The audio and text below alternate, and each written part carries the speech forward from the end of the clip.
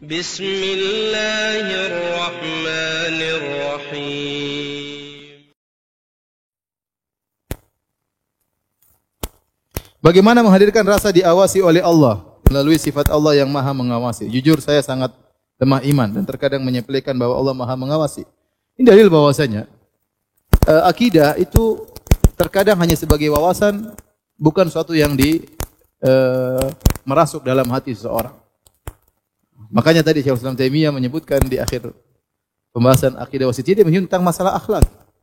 Karena sebagian orang belajar akidah hanya sekedar sebagai wawasan. Mungkin dia hafal usul tsalatsa, mungkin dia hafal akidah wasitiyah, mungkin dia hafal akidah tahawiyah, tapi secara perilaku terkadang tidak aplikasinya tidak ada. Ya. Sama, kita banyak di antara kita misalnya sudah tahu bahwasanya riya tidak boleh. Beramal untuk dipuji, untuk disanjung tidak boleh, tapi kita tetap melakukannya.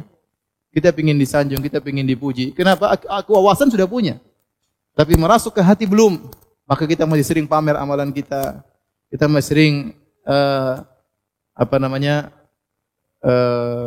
posting ya amalan-amalan kita agar di-like ya oleh akhwat atau ummahat dan yang lainnya ya. Maka itu menunjukkan kita sudah mengerti tentang riya, bahaya riya, tapi penerapannya tidak kita lakukan. Dan demikian kita sudah tahu sifat-sifat Allah. Allah Maha melihat, Allah Maha mendengar, malaikat mencatat. Kita tahu semuanya.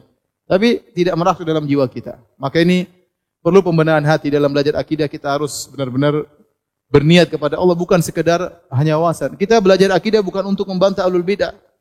Itu tujuan yang keberapa? Pertama adalah untuk kita sendiri, agar kita bisa khusyuk dalam ibadah, agar kita bisa tahu siapa Tuhan kita ini ya. Karena kita disuruh beribadah kepada Tuhan yang tidak kita ketahui, repot.